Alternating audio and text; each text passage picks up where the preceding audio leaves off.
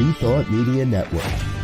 We are a global broadcast network of positive music, media, and entertainment, inspiring humanity's evolution along the journey of enlightenment and creating a world of love, peace, empowerment, and prosperity for all. New Thought Media Network. Positively inspiring.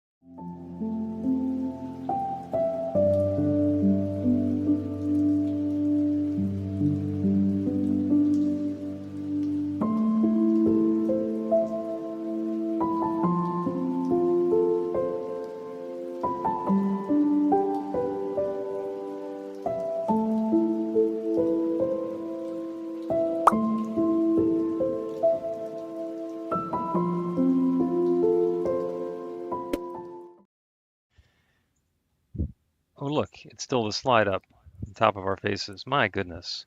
Good afternoon to everybody who's joining us on New Thought Media Network. I am Bill over here in outdoors in Philadelphia or nearby, and there's Carol indoors near the beach.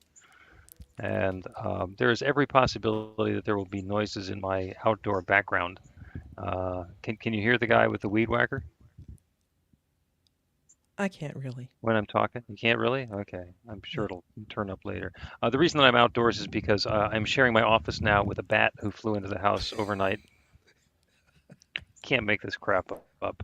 You So can't. you can't. So the bat is using the house during the day. Maybe it might be gone already. We opened up a window and somebody came in and checked for it, and there was no bat evidence. So, and I figured that the Mm, noise that would be going on today would be the road crew that's repaving my entire neighborhood, but Mm-hmm. weed whacker next door instead. So, there's there's a metaphysical lesson in everything. I Okay. have no idea what the hell it is, but there always is. There's always something metaphysical going on. So here's me sitting outdoors, and I'll move inside before we start recording the podcast episode if that becomes necessary. So we'll just have to see. And just as a reestablish for all the folks who are joining us on New Thought Media Network, either live right now at 1 o'clock Eastern Time on Monday afternoon, or on the recordings. This is the recording session for the Practical Prayer podcast, and what we're going to do is we're going to chat for a little while, welcome questions, comments, prayer requests, and so forth from the folks who are either here now or the folks who are going to come by a little later on. In which case, what you want to do is go to bethelight.com, be-the-light.com, and somebody seems to have moved around all of our stuff, so I don't know where that one, the little banner that sometimes goes down there went. But apparently none of my business. We'll worry about it some other time. Anyway, go to bethelight.com and find the Practical Prayer podcast section. There's a make a comment, ask a question button, and you can do that there. And we will do the same thing to either address your questions, fill your prayer request, or just bring the whole topic into conversation here on the podcast. So there's no promise that we're going to be helpful, but we will at least pay attention. You're you're having a day, aren't you? And it's You know? not even like this is just the middle of the day. Yeah. Yeah, so it's all sorts of stuff going on. There's a lot of activity going on in my neighborhood. I feel like the guys doing play-by-play at the Olympics, where they have to Mm-hmm. put on the soundproof headphones so they can hear over the roar of the crowd, and they're trying to have a reasonable conversation with the person who's sitting right next to them, who they couldn't hear at all if it weren't for all of the technology. Well, listen. If I'm hearing what the audience is hearing, I don't hear all that. You hear that, I don't hear it. Can you hear Steve? No, no, I He's couldn't right hear there. Steve over the racket. Steve, by the way, is the guy who does outdoor gardening and so forth, landscaping at Carol's house. So it's the magic of Yeah. working from home. Is that what it is? Magic? You Working can't make working this from stuff home up, I'm maintenance. telling you. Yeah. No, no. You know, Back in the good old days and in the radio days, we would build soundproof studios, and you walk through the door into the sound block, and then you walk through another door into the room inside of the room. And it doesn't matter what's going on outside. It's nice and quiet in there, very controlled environment. Those days are gone.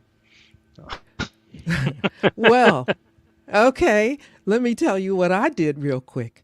I Okay. created a room inside my office. I'm trying to soundproof the thing. I said, the heck with this. I created a soundproof booth in my walk-in closet, and that's it. And I'm so over the moon excited. Number one, because I did it. Number two, I tested it out and it works like a charm. And I remember you said, you're not going to be able to stay in there for hours. It's going to I get warm. decide that, listen, doesn't matter. It's working. And I have now two workstations.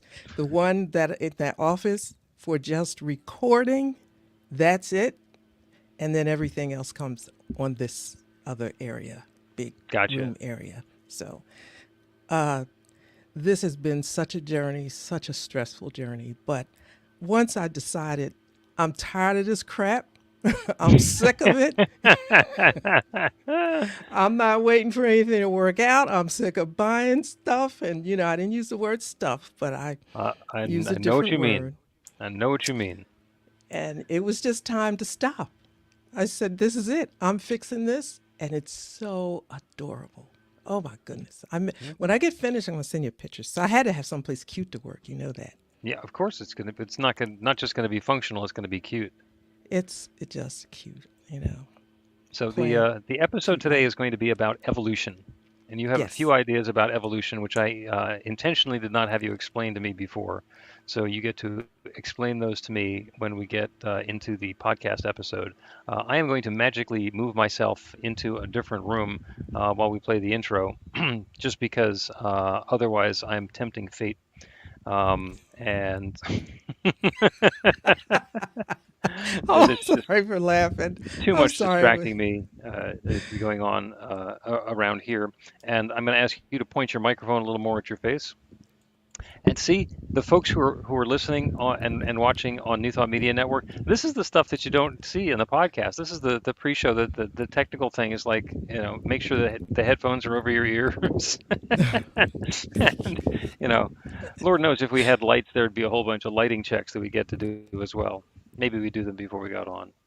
Who knows? All right, let us Who knows? start the podcast and continue with the Practical Prayer podcast episode, I believe number 163. I'm not sure because my paperwork is upstairs in the room with the bat. With the bat. So yeah. A practical prayer is a prayer that works. These discussions between Reverend Bill Marchiony and Carol Lawrence dive into the details of how it works and how to work it. Reverend Bill is a New Thought minister and the author of Practical Prayer for Real Results. Your new life begins with a new thought. Carol Lawrence is on a spiritual quest, finding the New Thought teaching after decades on the pulpit in 3 different traditional denominations. I've got some questions. Together, they're exploring the philosophy and activities that come together from many of the world's religions to create the practical spirituality that is New Thought.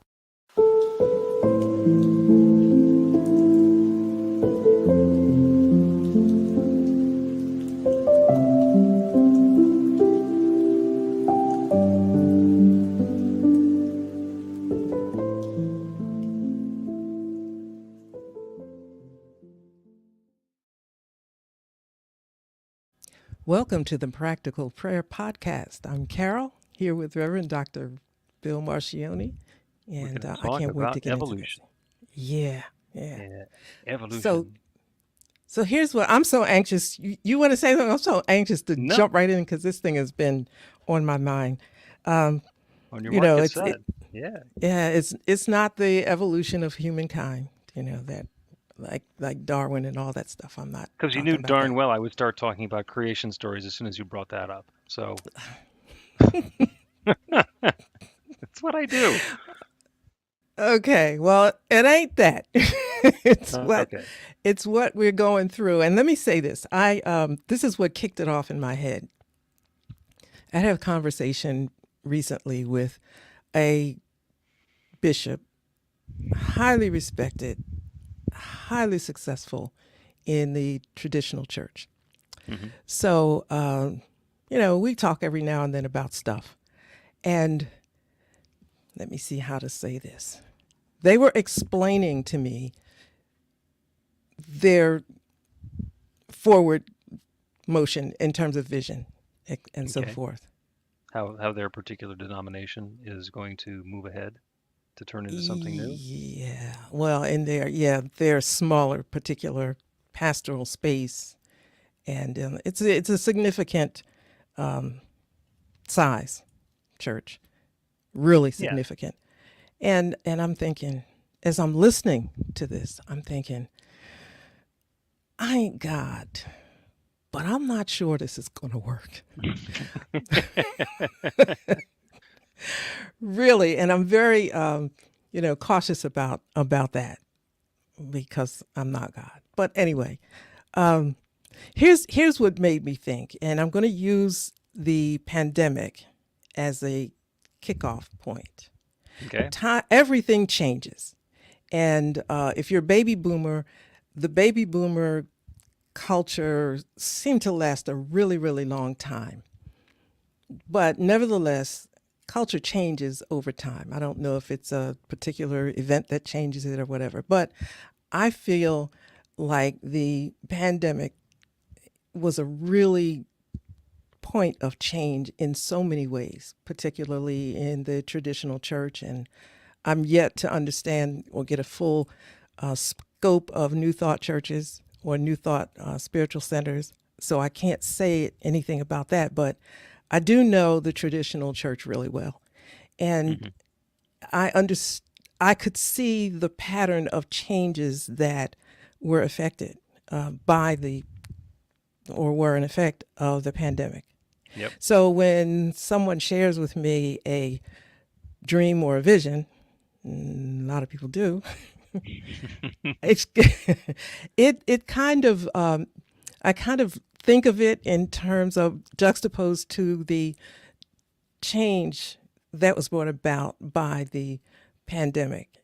And I started to think about evolution and cultural evolution. And then Okay. I thought, this is a little different. This might be like consciousness evolution. And I Okay. thought about Barbara Marx Hubbard, who talks a bit about collective consciousness and Yep. how it changes the culture and all of that. And I'm thinking, like, how can we not consider that in where we are right now? Like, we're what, 4 years past the pandemic?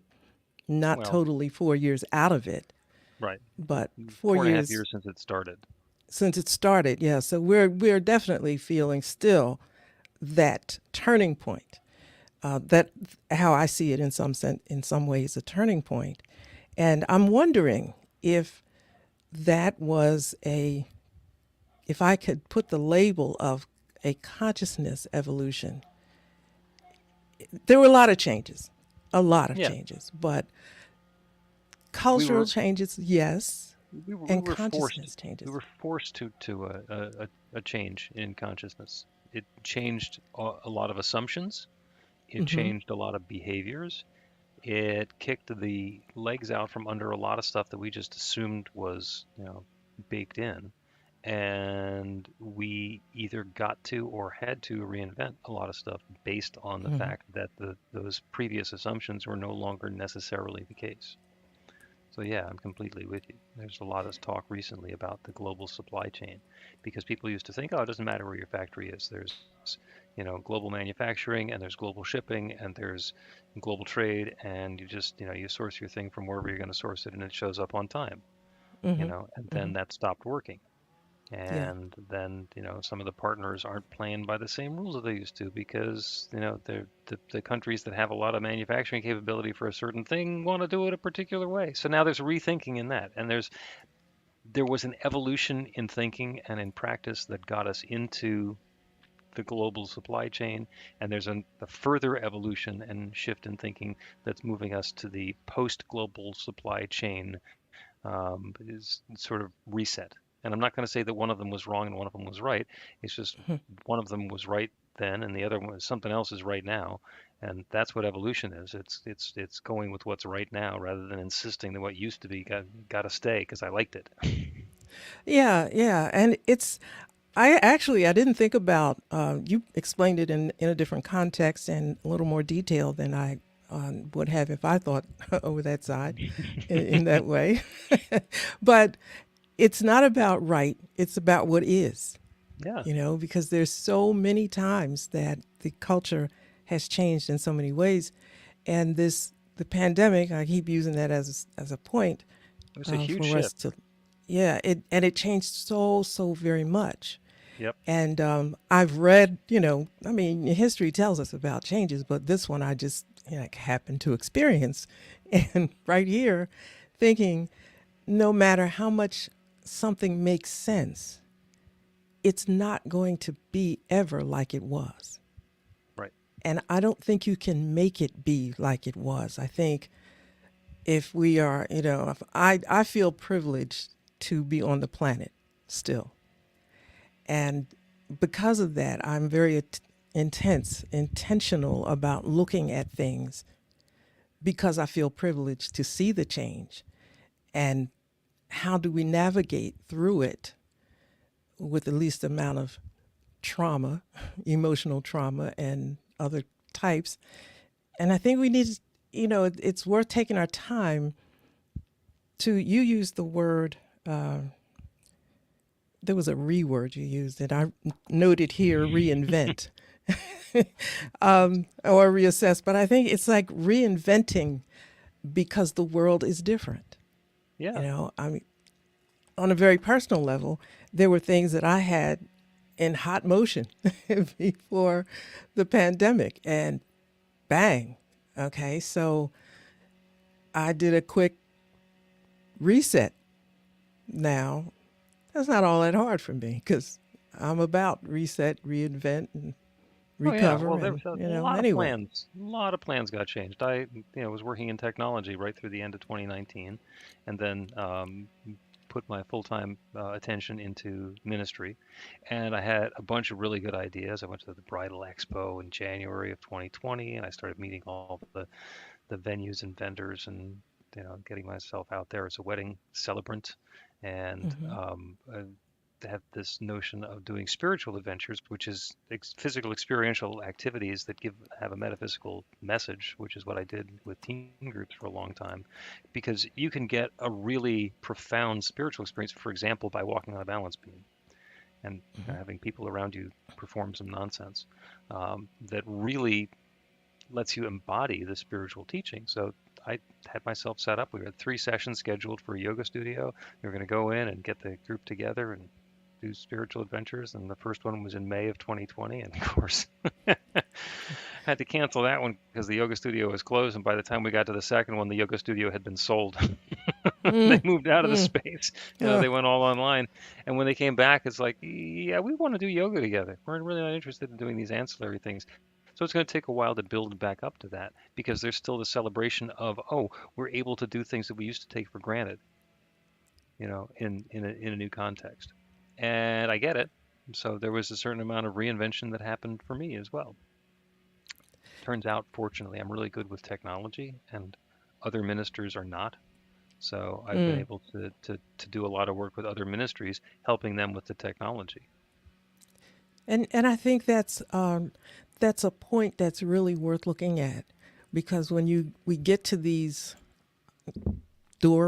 changes, these points of change, forces us to use maybe skills that we take for granted or didn't use or didn't see that it was important. Now that skill that you talked about, hugely important in the traditional church. Hmm.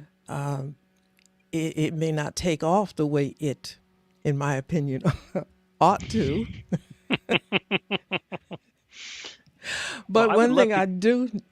one thing I know is that it ain't going back the way it was. True. So get on board and let's understand where it is and how to navigate where it is Yep, that's in our that's forward evolution. version. That is the evolution of our lives. So I'm really interested in this. You don't have to share anybody's secret. What's the sort of thing that the bishop wants to do? Where you're going, I don't know. Uh, to there a huge They already have a huge facility, beautiful. Hmm. But there's another one that's about 4 times as large. Now, listen. If, okay, listen. If I'm not a mathematician, but I can add, subtract, multiply, and divide. Do some percentages, and you ain't gonna steal my money. I'm Okay, pretty good with that much. there you Okay, go. You understand if the you bottom line. if if the congregational attendance has declined enormously for everybody across the board, doesn't matter how, whatever, across the board, what about that suggests you should buy a space 4 times larger than the one you're in right now? I don't get it. And I'm saying, listen, I am humbly asking this question because, Yep. like I said, I'm not God. I don't know, and that's another subject. I know. Okay, I am God. Yeah, but I I wish I could understand that, and I think I'm wrestling with it so much because the person, I've admired their progress for so many years. I don't know if you're really being realistic about this. And there's other things going on with all of us with this change. You know, you have dreams that you had, and it doesn't even depend on the pandemic. You have dreams that you've had, and Hmm. time changes. Da da da da. The dream is might be time for a new dream. I don't know. You know, Could be. but Yeah. And it, but what comes to my mind as you're describing this, and this is the sort of thing that, a lot of ministers that I work with, and myself included, are talking about is, what does growth look like? What does success look like? What is the metric that we want to use for saying this is how I'm growing? And as mhm. far as churches are concerned, it's always been, how big is the building, and how many people do you put into the building, and are you doing 2 services or 3 services on Sunday morning? And for the longest time, there was a direct correlation between the size of the facility, the number of people in the facility, and the amount of revenue that the organization was generating. Well, that's winds up being a whole business thing. But the fact of the matter is, it's free admission. So every one of those seats is free, and they pass the basket around, and some people put in 10% of their weekly income, and other people don't put in anything, and the rest of them are somewhere in between. Well, if you get the statisticians and they said, well, let's just get the people who are putting in 10% of their weekly income and let everybody else stay home. We can do it with a smaller group and get much nicer bagels. But that's not the point. It's not a revenue generating operation. So that's the big question that I would ask your bishop friend is, once it's successful, once the bishop has exactly the result that they're looking for, what's that look like? What is it? What's the metric? Is it more people who are spiritually fed? Is it more butts in the seats? Is it a bigger offering basket? And this is inside baseball for people who are in the spiritual business, but the same thing applies for everybody. When you are setting an intention, when any of us are setting an intention for a new experience we want to have, let go of the past assumptions. Once I have this, then that automatically means I'll have that. I was in the marketing business for a long time. People would say, I need a brochure. It's like, great, we know how to do brochures. Why do you need a brochure? Well, because the guy down the street has a brochure and he has 5 times the business that I do. Like, great. Okay. So if you could have 5 times the business without a brochure, would that be good? Oh, sure. Okay. So you came in telling me you wanted a brochure. We're not 3 minutes into the conversation and you no longer want a brochure.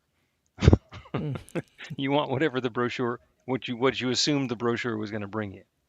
Yes. And as we dig into that in so many ways, as we are setting the intention for the next experience we want to have, we're using the nouns about what we're going to get, what we're going to have, what we want to have. Let me get this thing because that's going to give me the experience that I want. And the noun is implying the verb, and that's implying the feeling that we're going to have. So let's go to the feeling. What does it look like to be successful doing this? And let the rest I, of it get out of the way. Absolutely. Absolutely. And that's where practical prayer has been helpful to me in, because I look at it like not something you do, but something that you live. So Hmm. I may grab part of it, you know, to help me understand the relevance of where I am at this moment with something. So that's how I use it. You say, what is the experience that I want to have? Hmm. And I'm thinking, you know, even with me, because I mean, I had a plan. I had a plan, and Yeah. and I've had to re-examine it many times. What is the impact I'm really after? You know, Yeah. it if you're after a buck, that's easy because it's easy to figure out how to make some money. You know, you Oh, and can it's step really outside of what easy to know when you succeeded because you have the money. you have the money. But is that the impact that you're really after? And when you identify what it is that you want, and you said the feeling, or then that kind of determines what you're going to do to get to that.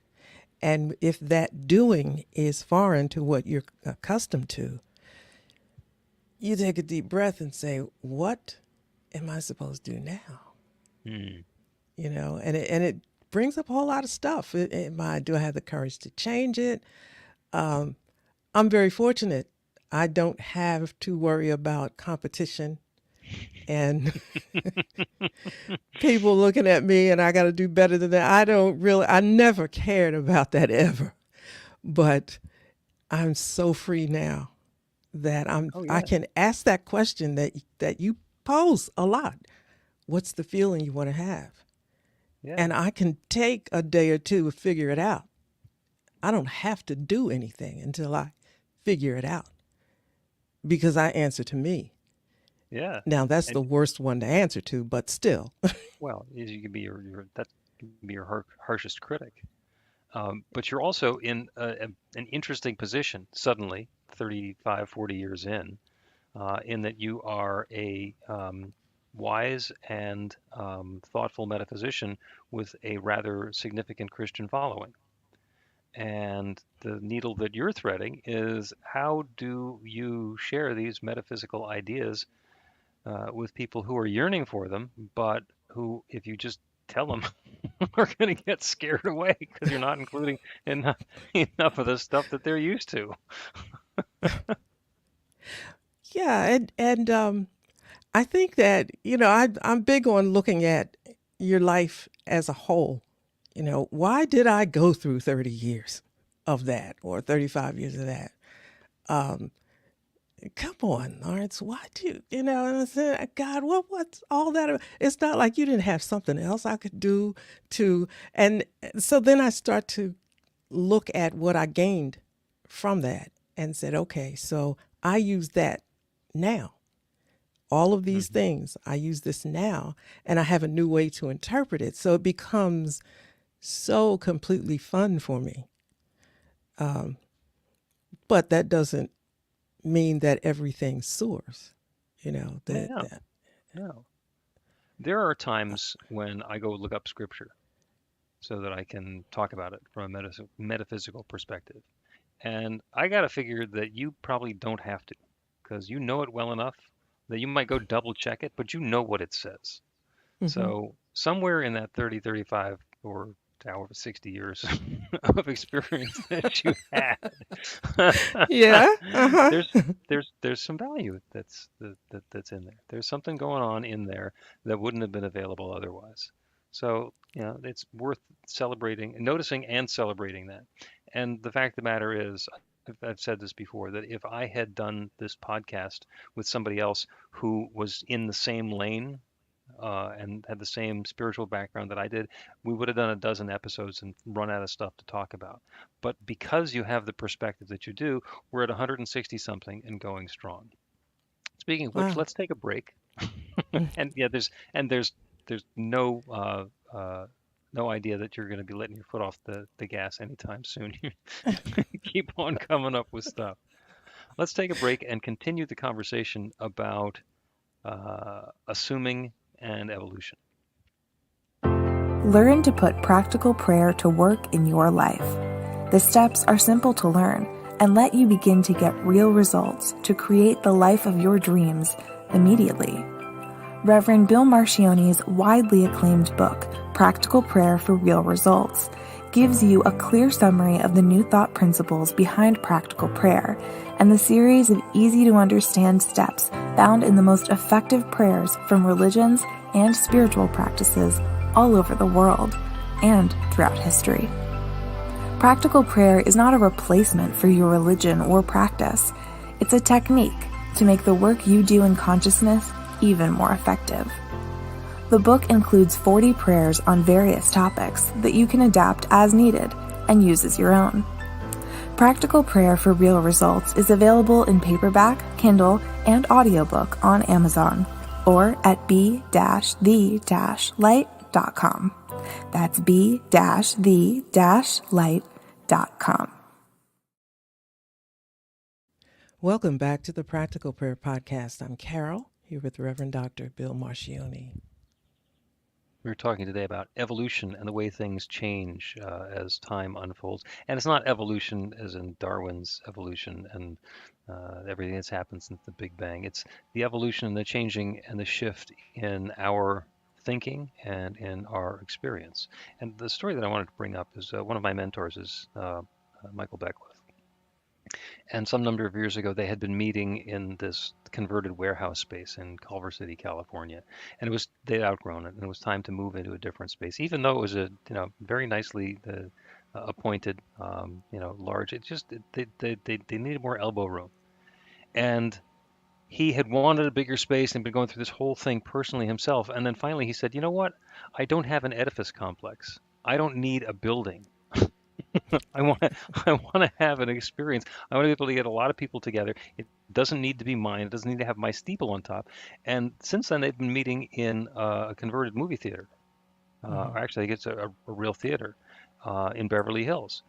And they got some small offices upstairs, but they're sharing the space. They got the oldies shows that are in there on Saturday night, and then they do their church services on Sunday morning. He doesn't need that huge space all week long. He just wants to have enough room for his folks to get in on Sunday morning. And that's the same evolution that you're talking about, is instead of thinking I need to have this, your colleague, the bishop who needs to have a 4,000 or an 8,000 or a 16,000 seat venue for some purpose, is like, let go of the venue. What's the experience that I want to have? What's that tone and flavor that I want to be experiencing? And what is it that I want to be sharing? And that's the evolution. Maybe there's a way to share that, to have that same tone and flavor and experience without the mortar and the mortgage. Absolutely. And I use the word freedom a lot because you can do so much more, and God can flow, the Spirit can flow through you so much more if you don't have the encumbrances that we put on ourselves, really. And in my experience, I've often been amazed at what has come out of the letting go of an idea or a belief, and I'm thinking, oh my God, what else am I holding on to? But there's a quick, easy answer to what you're holding on to. Everything. Yeah. And that's the same. It's not you. I'm not singling you out. That's what we're all doing. We are all holding on to every assumption, every experience that we've had, that it's going to keep going the way that it's going, that it's going to keep working the way that it's been working, that we're going to keep being disadvantaged or struggling the way that we've been struggling. That's the assumption. That's not necessarily true. It's all subject to change. But are we open? And that's the question that we would ask ourselves. Are we open to this change, or what does this change mean, or what is this change saying to me? What do I have to do with it? And I'm going, you're the one that brought up the 30 years I was in this thing, and then you said 60. And my mind went back to, oh my goodness, it was 40. Oh no, it was 40 something years back, and I had stayed late for work one night. My intent was to just get this stuff done. It was in corporate America at that time, having a wonderful time there. And a young man came up to me at the copy machine in the old days of the copy machine. Oh yeah. And, I, he just stood there and looked at me, and I'm thinking, please don't say anything. I can get this, get this done. And, I'm like, I don't even care who you are really right now. And I happened to look at him, and he was crying. And I'm thinking, what? I gotta have this ready by 7:30 in the morning, And there's And somebody he crying said, at the copy machine. yeah. And he said, I want to talk to you. I said, okay, what's wrong? And he said, God. Yeah, we're I'm buddies. like, who told you that? But anyway, he said, God. And fast forward, his lifestyle was a little bit different, and he wanted to know if God hated him. And I'm thinking, I don't think so, but like right now, really? And I stopped because I saw his eyes. I saw the tears in his eyes. And that to me was a moment of change. Like the pendulum had stopped because I had one thought. And I don't know that I examined my own thoughts about it, but I had to, because this was a moment. Somebody was really hurt, and I couldn't put just a feeling on it or an interpretation. That it was different. This person was hurt, and I stopped, and I had to re-examine everything that I had been told and blah blah blah, just because one person stood there and asked me. And I think about how many answers I could have given and quick got the person off my back so I could get my work done. Oh yeah. And, Including the pat answer from the religions that you then went to pastor in, absolutely. which And I I would guess thought, you didn't give. no, I did. How can you, you know, how can you, when somebody you see hurt in their eyes? And that's just one experience. Like that one experience of seeing hurt in his eyes is seeing hurt in a community, in an experience of people collectively. You've got to stop and rethink what you thought about it and what does this mean for you going forward. You know, and once I figured out, it was real quick too, that I didn't think what anybody else think, because I would not consciously think of something that would bring a person to tears and talk to another person that's really a stranger and doesn't look anything like you. Get it? Yep. I'm thinking, I couldn't even think, why me? Like this was supposed to happen, and I'm the one who's supposed to get this straight in my mind for some reason. And I did that, and that's what I think these big moments of difference are saying to us. I'm not saying God is saying it or Spirit is moving. I'm saying when we encounter these strong moments of change, it's not for nothing. I'm here like 60 years, 40 years after that original experience. I could be gone. I'm still here. That happened for something. And You have along the no way, idea what his trajectory has been since then. That was a I don't. deflection point in his life. I mean, to get to the point where he's talking to a stranger at the copying machine with tears in his eyes, looking for absolution and getting confirmation that he's a valuable, worthwhile, important human being, regardless of the stories that other people have convinced him he has to tell about himself. That's magical.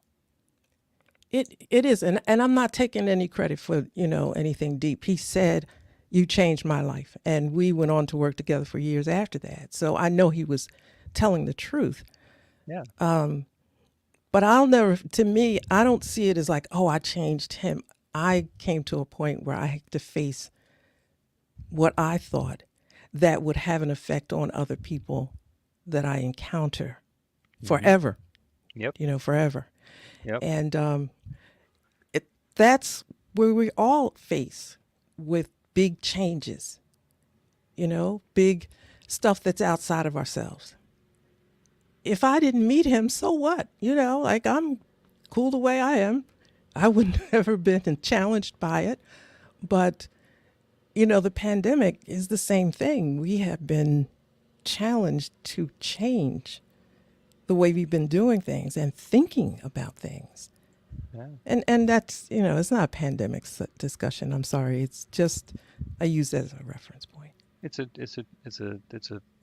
collective experience of change, of transformation. That was a disruption that everybody had at the same time, for the same reason. And at the risk of actually doubling back and end the episode where we began, which we so rarely do, talking about evolution and your bishop friend who wants to quadruple the size of the auditorium. If the ministry is about being that healing presence, of bringing an awareness of love and light and compassion to one person who's in tears to the copy machine, how does the 10,000 seat auditorium support that? Or is there an assumption in there that things have to be the way that they've been? What is our purpose? What is our goal? What is it that we want to have happen? If I share my gifts and skills and talents in a way that brings as much good into my life and to my family and to my community and my world as is possible, what's that look like?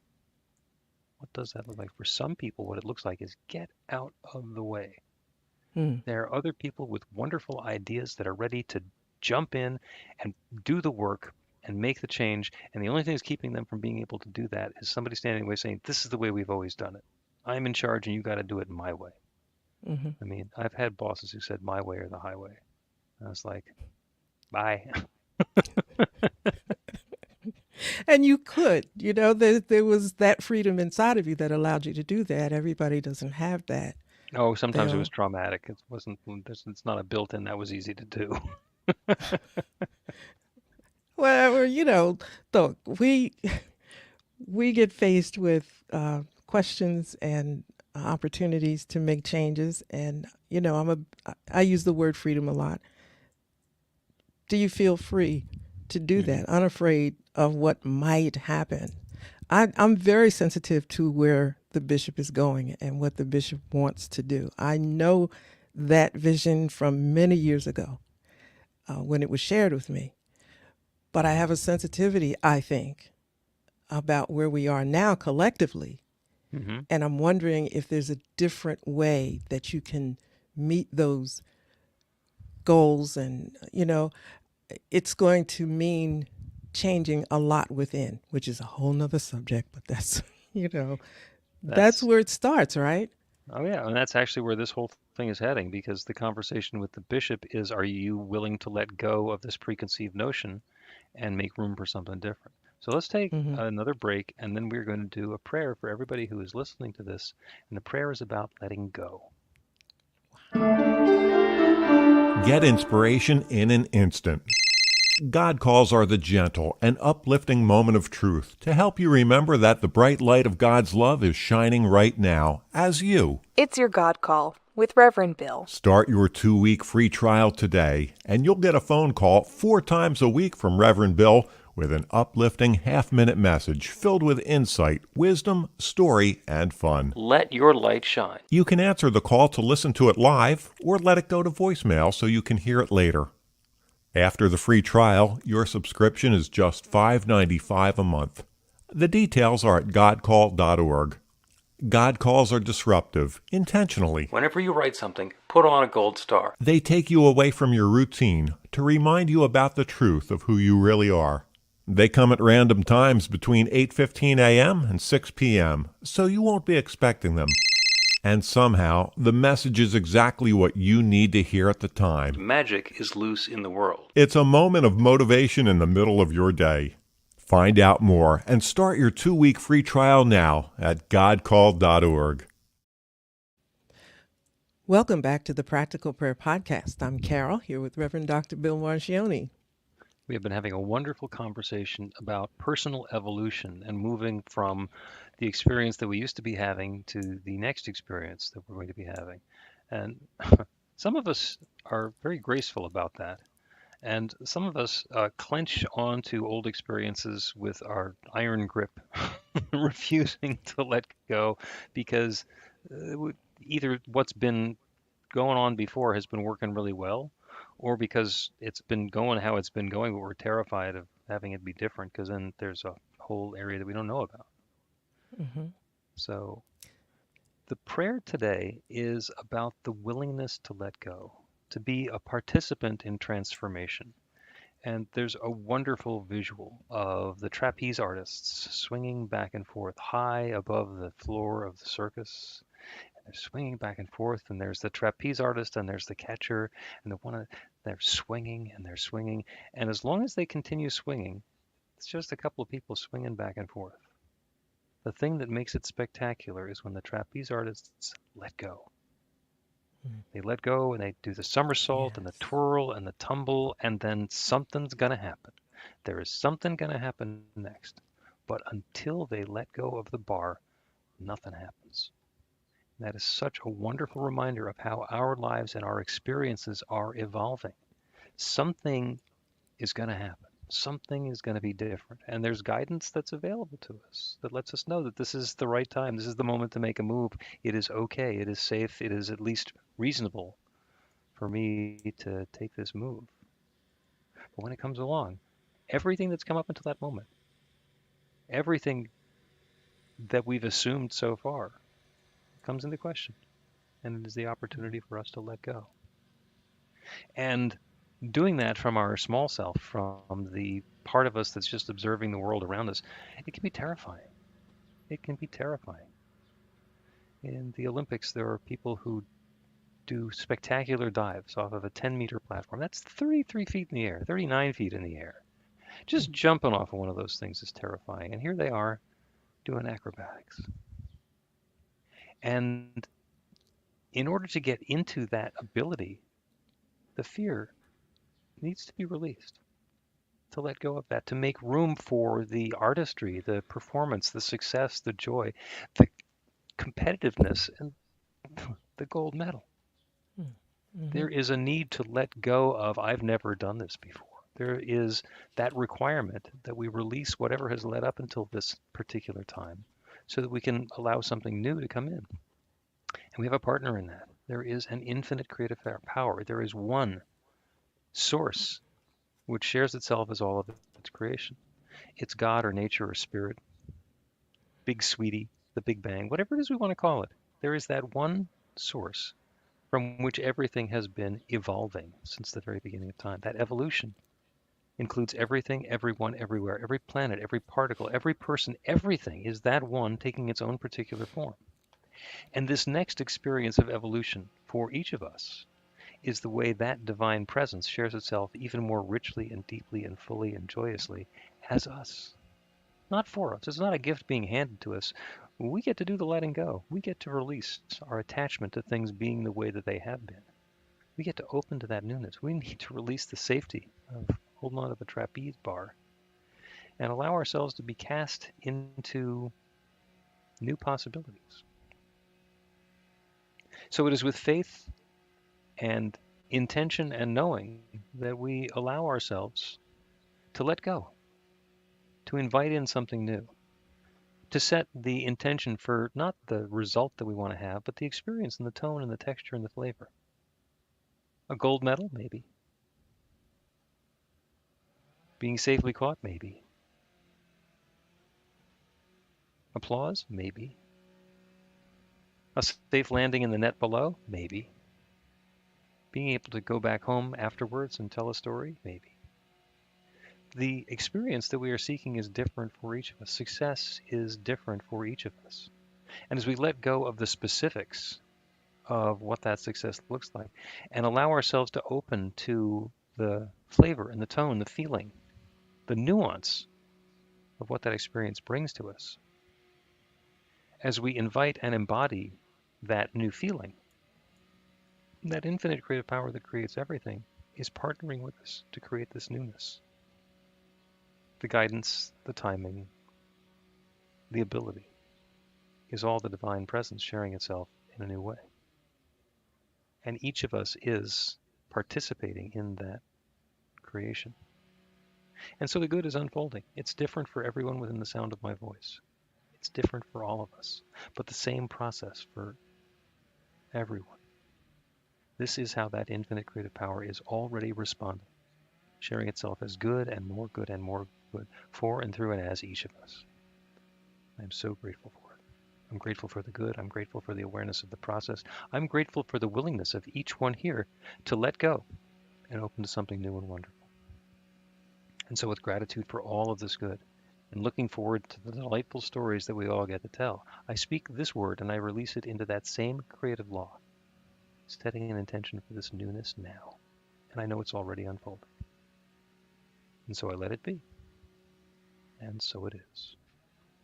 The Practical Prayer Podcast with Reverend Bill Marchiony and Carol Lawrence is a production of BeTheLight.com. be-the-light.com. Where you can find more information about practical prayer for real results. Our theme is by Music of Wisdom. You can learn about the spiritual community of New Thought Philadelphia with daily guided meditations, Weekly celebrations of spirit, and Reverend Bill's classes in practical spirituality at newthoughtphilly.org.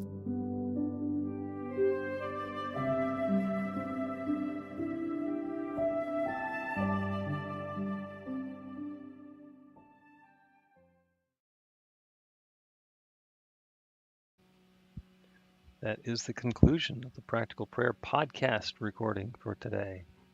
Thank you, Carol. Thank you. That was really helpful. I like that one. I think so. Yeah. Okay. Evolution. Thank you, everybody who's listening on and playing along on New Thought Media Network. To remind you again, if you have a question or a comment, you can put it in the comments or even a prayer request, and we'll take it from there. And if you are watching the recording, I want to do this asynchronously, as they say, like not while we're live. You can go to BeTheLight.com, be-the-light.com, and go to the Practical Prayer section, and there's a comment button, and you can fill out a comment there and participate along that way. And I will get back into my office. The bat will be dismissed in time for I next hope week's so. program. Oh, it's always something. So, yeah, progress is happening. Goodness is going on. It sounds like Steve has finished lawn work over there. He's never finished until 5. Oh, my goodness. Okay. Well, I don't care what it is. He's never finished. my neighbor's lawn is cut and my the street in front is paved. So they seem to be finished with that bit of business for today. Good. So Good. all the creative goodness of the universe unfolding. I hope your bat is gone and that, everybody can comfortably rest in the house. Yeah, bat in its perfect place, having its perfect experience that has virtually nothing to do with me. What did Oliver say? Because Oliver would tell you whether that bat's still in there. No, he hasn't. I haven't invited him in. Oh. So Okay. yeah, I mean the animal control guy in town came in and he couldn't find it. He says maybe it flew out. It's like, oh, you're really helpful. Ask Went Oliver. went from being the expert to being a government employee, just doing his thing. So it's fine. Okay. It's fine. All We'll right. see what happens. I get to go up and shuffle things around, and we'll see. We'll see. Okay. Love unfolding. Thank you, thank you, thank you, and thank you everybody who's listening. And see you next week. Please help us say thank you to our organizational sponsors, including the Hefferland Foundation, Affiliated New Thought Network, International New Thought Alliance, Science of Mind Archives and Library Foundation, Center for Spiritual Living Denver, Center for Spiritual Living Midtown, New Thought Philadelphia, Planned Happiness Institute, Summit Center for Spiritual Living, One Heart Retreats, Center for Spiritual Living on the Lake, Unity Kitchener, Unity Spiritual Center, Ottawa, Om Center for Spiritual Living, Satya Center, Begin Within Ministries, Center for Spiritual Living North Jersey, Unity of Savannah, and the Center for Spiritual Living Seattle. as well as all of our individual donors. Thank you for being part of the New Thought Media Network. Please like, share, and subscribe. New Thought Media Network, positively inspiring.